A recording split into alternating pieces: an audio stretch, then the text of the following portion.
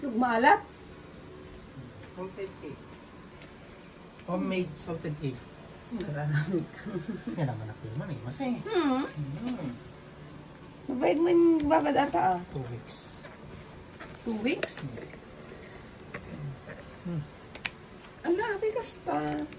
Kaya ko ito, lubog na lubog. Ano ata? Ano ata garod? Ano? Kapit naka-plastic. Red egg. Salted egg. Salted egg. Luto tayo. Yan. Tunog ka. Ninang apoy lang. Tapos, ilingtang. Ay.